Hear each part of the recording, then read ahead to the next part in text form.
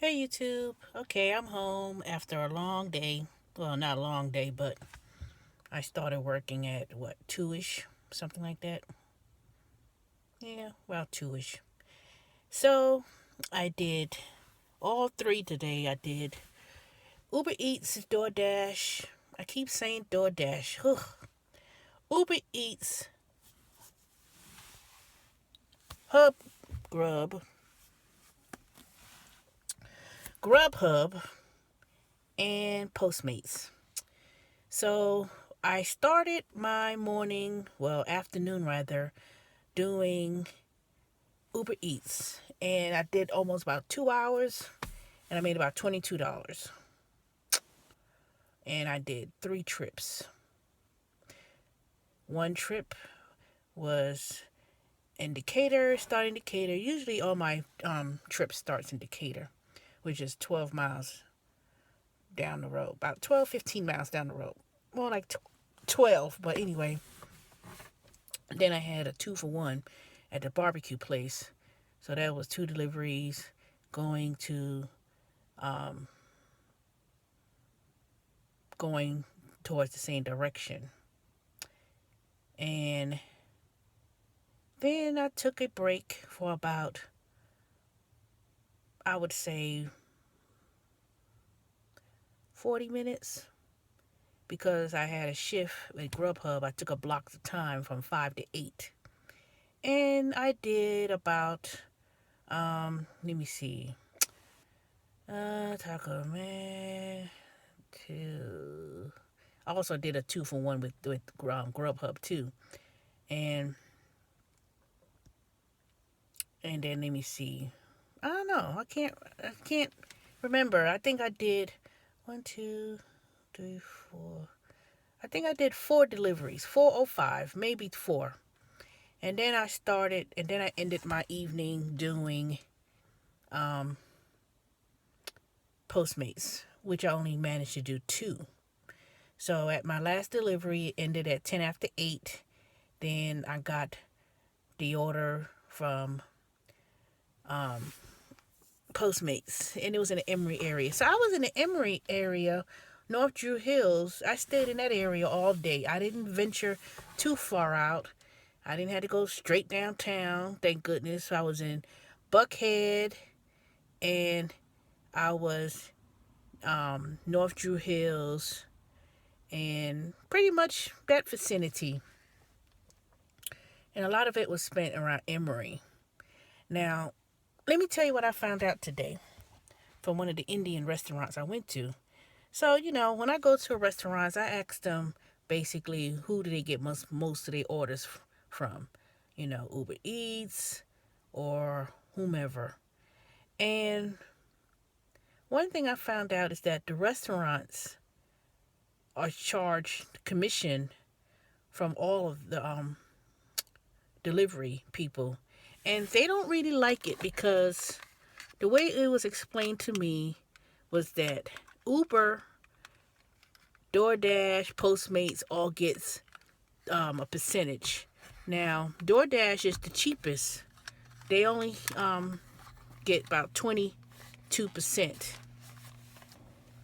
And Postmates, I didn't get the contracts about how much the restaurants pay. But anyway, they state that um, they don't make, Uber takes 35% from the restaurants of the revenues for the deliveries. So a lot of people are not coming into restaurants to eat or dine in like they used to.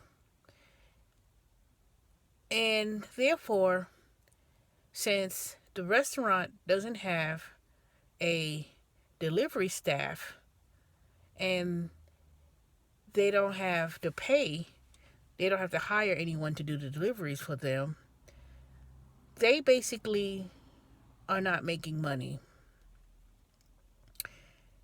Uber takes 35%. So, for instance, every delivery that these restaurants takes is always each of these companies get a cut from it. So Uber being 35%, DoorDash and Grubhub takes about 20 something percent or so.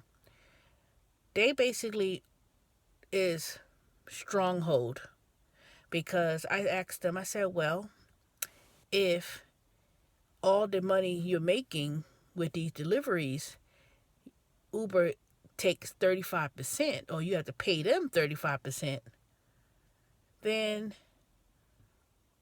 why do you do it? Well, you just simply have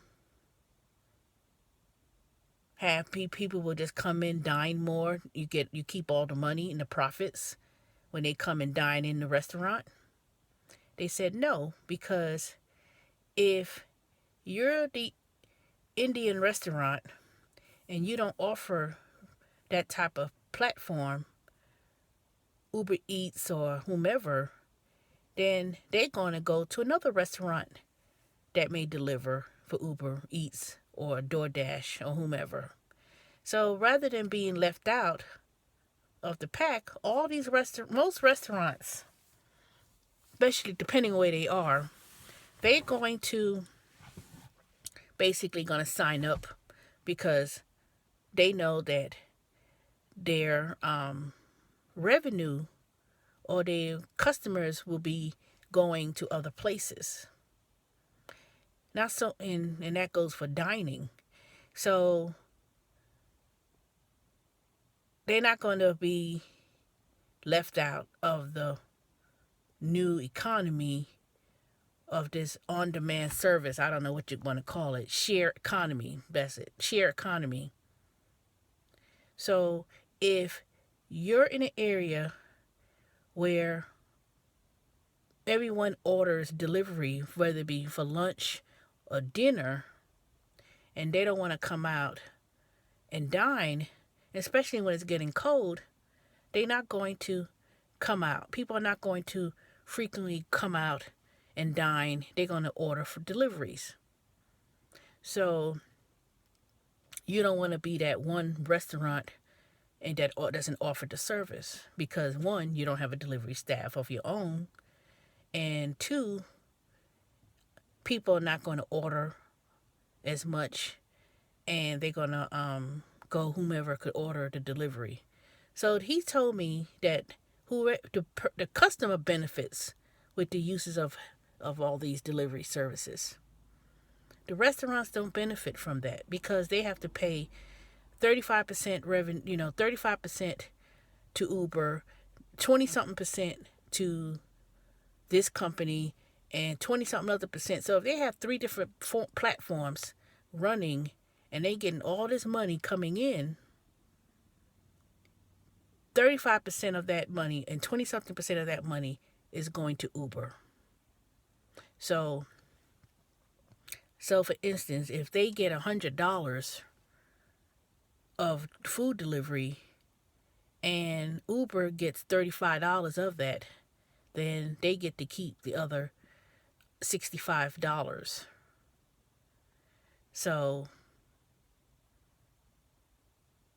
rather than them getting the $100 and people come in and dine, they're not coming in.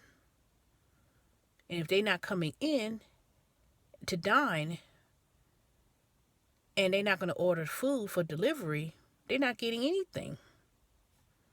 And that's what's messed up about it. So it's kind of like you have to kind of follow what the restaurants have to now say, okay, you know what? People are not coming in the restaurant. They want to do delivery. If they're going to do delivery and you don't offer Uber Eats and you don't offer Postmates, you don't offer this delivery service, you don't have your own delivery staff, you're going to go somewhere else. And that's how that goes. So I found that kind of interesting. But, I didn't really make this point, because I think Jermaine had made this point in one of his videos I heard. But he was saying restaurants could open up basically a hole in the wall and just have someone come and deliver the food, and then they could just go out and do that. And that's true. You don't have to have a lot of real estate space big restaurants if people are not going to come in and dine. They are going to order through an app. So if the services now is through apps,